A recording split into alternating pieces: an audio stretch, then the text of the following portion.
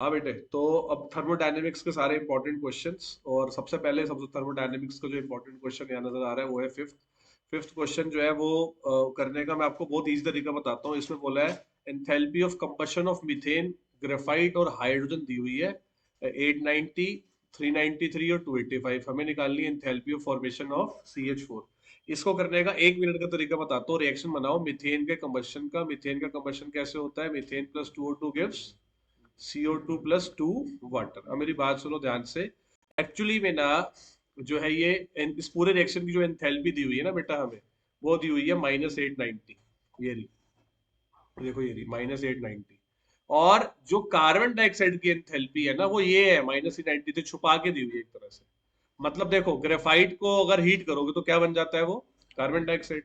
Actually ये carbon dioxide की value है जो ये कौन सी है? -393। उसी तरह से जो ये -2, ये जो है ना ये 285.8, ये किसकी वैल्यू है? ये वाटर की है। तो एक सबसे सिंपल फॉर्मूला इस पूरे चैप्टर का होता है जिसको हम बोलते हैं एंथैल्पी ऑफ रिएक्शन। का फॉर्मूला क्या होता है बेटा? एंथैल्पी ऑफ रिएक्शन का फॉर्मूला क्या होता है? प्रोडक्ट की एंथैल्पी माइनस रिएक्टेंट की एंथैल्पी। वो लगा देंगे इसके अंदर। हम बोलेंगे एंथैल्पी ऑफ रिएक्शन क्या होगा? प्रोडक्ट की एंथैल्पी। प्रोडक्ट में कौन है? CO2। क्योंकि ये MCQ है तो मैं उसको MCQ के अकॉर्डिंग ही कर रहा हूँ। प्लस माइनस 285.8, लेकिन इसको मल्टीप्लाई करना पड़ेगा किससे? 2 से। ये प्रोडक्ट हो गया पूरा। माइनस रिएक्टेंट में कौन है? एंथैल्पी ऑफ CH4 हमें निकालना है। O2 की वैल्यू क्या है बेटा? 0। और पूरे रिएक्शन की कितनी दे रखी है? -890। मतलब यहाँ ये वैल्यू कितनी होगी? -890। तो इसको सॉल्व करके मेरे को लग रहा है कि जो आंसर आता है ना ये -890 है, और ये -393। और अगर इसको मैं सॉल्व करूंगा तो -890 और ये वैल्यू इससे बड़ी आ जाएगी, है ना? ये वैल्यू इससे आने के आंसर आएगा ये +74.8। ठीक है ना? तो 1 मिनट में हो गया। इसको कई लोग ना हेसस लॉ से करवाएंगे।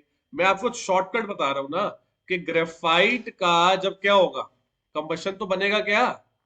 मतलब इस न्यूमेरिकल से हमें ये पता लगा कि enthalpy of combustion of graphite जो होती है वो actually enthalpy of formation of carbon dioxide होती है। ग्रेफाइट को जलाने पर क्या बनता है? कार्बन डाइऑक्साइड बनता है। आपको स्कूल में या दूसरे यूट्यूबर्स बताएंगे कि आप इसको पहले 3 इक्वेशन बनाओ फिर एसएस लॉ लगाओ। जबकि एसएस लॉ के सारे न्यूमेरिकल इसी फॉर्मूले से हो जाते हैं। फॉर्मूला क्या है? Product minus reactant. चुटकी बजा के मैं आपको 14th न्यूमेरिकल भी करके दिखाता हूँ। 14th न्यूमेरिकल बहुत बड़े तरीके से होता है। मैं आपको 1 मिनट में इसको सॉल्व करके दिखाता हूँ, देखो कैसे। ये 14th न्यूमेरिकल हमें क्या निकालना है? Enthalpy of formation of methanol. अब सुनो, हमें इस पूरे रिएक्शन में सबकी एंथैल्पीज गिवन है, हमें इसकी निकालनी है। CO2 की वैल्यू ये रही -393, वाटर की वैल्यू ये रही -286, पूरे रिएक्शन की भी गिवन है। फॉर्मूला क्या लगाओ? प्रोडक्ट की एंथैल्पी माइनस रिएक्टेंट की एंथैल्पी। आंसर आपका आ जाएगा -239। जब ये लगाओगे ना तो ये आंसर आ जाएगा। कैसे आएगा? देखो मैं सॉल्व कर देता हूँ। CO2 की वैल्यू कितनी है? 286। वाटर की कितनी है? 393। इंटू किससे करोगे? सॉरी, वाटर की 286 है, उसको 2 से मल्टीप्लाई करोगे, प्लस इसकी वैल्यू को करोगे, और फिर वही जो फॉर्मूला लगा के O2 की वैल्यू क्या होती है हमेशा? 0। और इसकी निकाल ली, आप करके देख सकते हो। प्रोडक्ट की एंथैल्पी माइनस रिएक्टेंट की एंथैल्पी। ऐसे लॉ के सारे न्यूमेरिकल इस फॉर्मूले से भी हो जाते हैं। प्रोडक्ट की एंथैल्पी माइनस रिएक्टेंट की एंथैल्पी। बस पकड़ने के लिए दिमाग चाहिए कि हाँ भाई, जैसे देखो यहाँ पर इन्होंने कुछ ऐसे कुछ लिखा नहीं था कि ये क्या है, ये enthalpy of formation of CO2 भी तो है।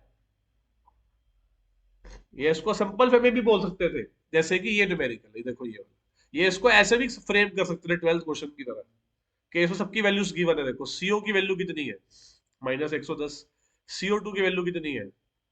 -93। सिंपल ऐसे भी बना सकते थे उस न्यूमेरिकल को। इन्होंने जानबूझ के उसको लंबा खींच दिया कि जिन बच्चों को फॉर्मूला याद नहीं करना वो उसको लॉजिक से कर सकते हैं। वो ऐसा स्लो वाला लंबा लॉजिक है, मैं आपको कहूंगा आप इससे कर लो, प्रोडक्ट माइनस रिएक्टेंट। अब बोलो आराम से होंगे ना? एक ऐसा न्यूमेरिकल और करा देता हूँ, देखो आपको बस एक 15th न्यूमेरिकल है जो जिसमें इक्वेशन मैनिपुलेशन करना ही करना है। जैसे अब देखो नहीं और नहीं है इसके अंदर। तो ये थे थर्मोडायनेमिक्स के दो हेसस लॉ के न्यूमेरिकल। एक ये वाला न्यूमेरिकल भी बहुत इंपॉर्टेंट है थर्मोडायनेमिक्स का। जो फॉर्मूला क्या लगाना है बेटे? Delta H = delta U plus delta NGRT। Delta H, या इसके ऊपर भी फुल फुल चांसेस होते हैं आने के। मैं डेल्टा एन जी निकाल देता हूँ बस आपको इसका। डेल्टा एन जी निकालते हुए क्या होता है, सिर्फ गैसेस को लेते हैं। प्रोडक्ट के मोल्स कितने हैं, एक। देखो एक ही लिक्विड है यहाँ पर, सॉरी दो, एक ही गैस है यहाँ पर, कार्बन डाइऑक्साइड। इसको नहीं लेना, इसको लेना है, तो दो है, दो प्रोडक्ट के है। और रिएक्टेंट में है, अब देखो इधर गलती क्या है, देखो यहाँ ये सॉलिड है, यहाँ पे क्या कर दिया इसको, गैस। लेकिन जब पेपर में आएगा तो फिर को जो यहाँ है हमें तो यहाँ से देखेंगे ना, तो हमने यहाँ से देख लिया, तो अगर यहाँ से देख रहे हैं तो ये आ जाएगा 1+3/2, यानी कि 2 - ये कितना है, डेढ़ है ना एक तरह से ये। 1+3/2 ढाई है ये। यानी कि माइनस का 0.5 आ गया डेल्टा एच जी। बाकी तो आप कर लोगे। आर की वैल्यू क्या लेनी है हमेशा, 8.314 डिवाइड बाय 1000 करना है, ये बच्चे भूल जाते हैं, क्योंकि ये जूल में, किलो जूल में लेनी होती है ना। अच्छा, एक न्यूमेरिकल सबसे इंपॉर्टेंट न्यूमेरिकल जिसको, जो मैंने सब सारे पेपर में देखा है, वो है मेरा फेवरेट 19th न्यूमेरिकल। क्यों सबसे फेवरेट है मेरा ये, क्योंकि इसमें लगने हैं दो फॉर्मूले। देखो जब भी पता लगाना हो डेल्टा जी, तो डेल्टा जी निकालने का फॉर्मूला क्या होता है, delta H minus T delta S. Delta H की वैल्यू कितनी है, इसमें गिवन ही नहीं थी। तो डेल्टा एच निकालने के लिए हमें क्या करना पड़ेगा, delta H equal to delta U plus delta H G R T करेंगे। फिर यहाँ डेल्टा एच जाएगा, उससे क्या निकल के आएगा, डेल्टा जी। डेल्टा जी अगर किस में आ गया, नेगेटिव में, तो रिएक्शन क्या है, स्पॉन्टेनियस। पॉजिटिव में आया तो क्या है, नॉन स्पॉन्टेनियस। ठीक है ना। और इसमें भी देखो क्या चक्कर है, ये जूल में है, तो जब इसको पुट करोगे तो डिवाइड करना किससे, 1000। छोटी छोटी चीजों से न्यूमेरिकल गलत हो जाता है। एक ये न्यूमेरिकल भी बहुत इंपॉर्टेंट है इसका, 17। इसे पूछा है कि किस टेम्परेचर पर रिएक्शन जो है वो स्पॉन्टेनियस बनेगा। तो अगर आपको टेम्परेचर निकालना हो तो डेल्टा जी को आप जीरो पुट कर सकते हैं। डेल्टा जी को जीरो पुट करते हैं तो जो टेम्परेचर होगा ना, वो बन जाता है delta H by delta S. ठीक है, तो उसका आंसर आता है 2000 केल्विन। जब सॉल्व करोगे ना इसको, ये और ये डिवाइड कर दोगे ना, देखो यूनिट सेम है, किलो जूल किलो जूल, इसलिए डिवाइड हो जाएगा आराम से। यानी कि 2000 केल्विन के ऊपर ये वाला रिएक्शन क्या बन जाएगा, स्पॉन्टेनियस बन जाएगा। ठीक है। तो ये थे मेरे टॉप न्यूमेरिकल थर्मोडायनेमिक्स के। कौन कौन से हो गए बेटा, 14th 12th और 13th भी अच्छा है, लेकिन ये आपसे हो जाएगा। ठीक है। और ये वाला फिर टफ है। ये न्यूमेरिकल नंबर 9th बहुत ज्यादा इजी है। इस फॉर्मूला लगाते हैं, Q is equal to NC delta T. एक न्यूमेरिकल अगले पेज पर, दो न्यूमेरिकल और है बड़े अच्छे अच्छे, वो भी देख सकते हैं। एक है न्यूमेरिकल नंबर 20, इसमें हमें क्या निकालना है, इक्विलिब्रियम कांस्टेंट। तुम्हारा फॉर्मूला क्या होगा, delta G dot is equal to minus 2.303 R T log के।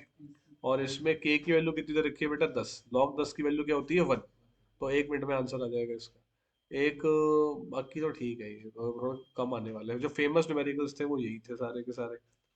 ठीक है। तो ये था थर्मोडायनेमिक्स के टॉप न्यूमेरिकल्स। और कुछ सॉल्ड एग्जांपल भी अच्छे हैं, जैसे एक ये वाला सॉल्ड एग्जांपल बहुत अच्छा है।